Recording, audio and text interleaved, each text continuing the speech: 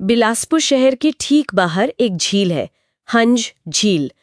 दिन में देखेंगे तो बहुत शांत और खूबसूरत लगती है। हाँ बिल्कुल। लेकिन कहते हैं कि सूरज ढलने के बाद लोग उसका जिक्र करने से भी कतराते हैं। सही। आज हम इसी झील से जुड़ी कुछ बातों को समझने की कोशिश कर रहे हैं। हमारे पास हंज झील का शापित रहस्य और हंज झील एक भयावह रहस्य से मिली जानकारी है। और इन विवरणों को देखें तो ये डर शायद सिर्फ कहानी नहीं लगता, खासकर 1995 की वो घटना। 1995 की, हाँ। उस साल झील के पास किसी भी तरह के जमावड़े पर रोक लगा दी गई थी ना। बिल्कुल, पूरी तरह पाबंदी। और वजह वाकई चौंकाने वाली है।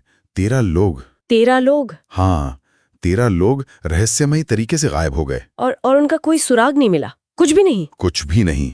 इन स्रोतों के अनुसार कोई निशान तक नहीं। यही बात इसे और भी अजीब बनाती है। बिल्कुल। क्या इन दस्तावेजों में इस बात का कोई जिक्र है कि जांच वगैरह में क्या सामने आया? अधिकारियों का क्या कहना था? देखिए, सूत्र तो यही बताते हैं कि आधिकारिक जांच किसी नतीजे पर नहीं पहुंच पाई। कोई ठोस सबूत नहीं, कोई गवाह नहीं। बस लोग गायब हो गए। हाँ, बस गायब हो गए। और जब ऐसी घटनाओं का कोई तार्किक जवाब नहीं मिलता तो फिर कहानियां बनती हैं, लोग उनमें जवाब ढूंढते हैं। सही कहा। और इन गायब होने वालों में जो पहला नाम आता है वो एक बच्चे का है, 11 साल का, रविकांत। रविकांत?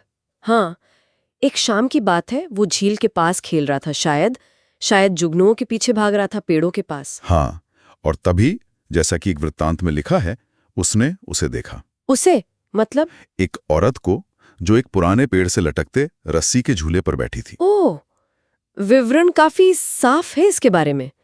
कहते हैं गहरे लाल रंग की साड़ी पहनी थी। हाँ, और बाल गीले थे जैसे पानी से निकली हों, और चेहरे पर एक मुस्कान थी। मुस्कान? कैसी मुस्कान? अप्राकृतिक, बहुत ज्यादा चौड़ी। ये मुस्कान वाला हिस्सा ये बार बार आता है इन कहानियों में। अच्छा, ये सिर्फ रविकांत के मामले में नहीं है? नहीं, ज्यादातर किस्सों में इस अजीब चौड़ी मुस्कान का जिक्र है। ये डराता है। तो रविकांत के मामले में कहानी आगे बढ़ती है कि उस औरत ने उसे देखा और फिर फुसफुसाकर कुछ कहा। क्या कहा?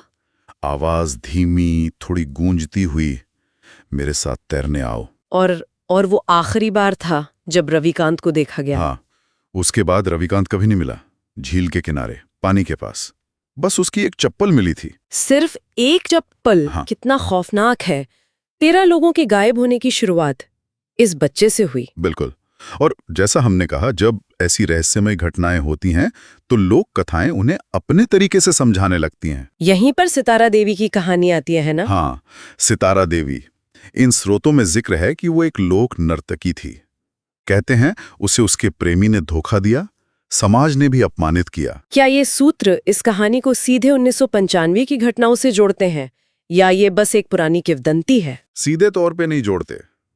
इसे एक पुरानी स्थानीय कहानी की तरह बताया गया है, जिसे लोग झील के शापित होने से जोड़ते हैं। अच्छा। कहानी ये है कि सितारा देवी दुख और अपमान से इतनी टूट गई कि एक रात वो झील में चली गई और फिर कभी वापस नहीं आई। तो ये कहानी उन अनसुलझे मामलों को एक तरह का अलौकिक स्पष्टीकरण देती है। हाँ, एक तरह से।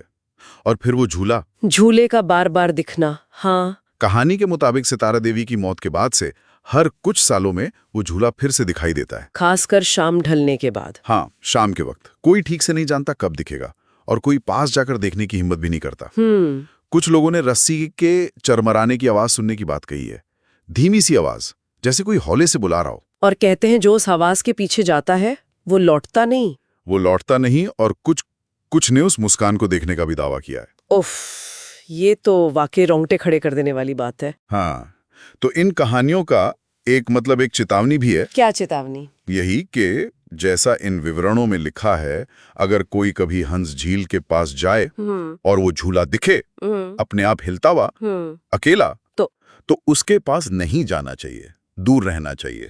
और एक और अजीब बात कही जाती है। हाँ, कि चाहे कुछ भी हो जाए, कभी पलट कर मुस्कुराना मत। अंतिम वाक्य पर जोर, धीमी गति। बिल्कुल। तो सोचने वाली बात यही रह जाती है आखिर में, क्या हंस झील का ये रहस्य वाकई सितारा देवी के दुख से जुड़ा है? क्या वो भटक रही हैं? या फिर ये सिर्फ एक कहानी है जो पीढ़ियों से चली आ रही है? हाँ, एक कहानी जो शायद उस जगह के असली खतरों से चाहे वो प्राकृतिक हो या कुछ और, लोगों को अनजाने में सावधान करती है। इन स्रोतों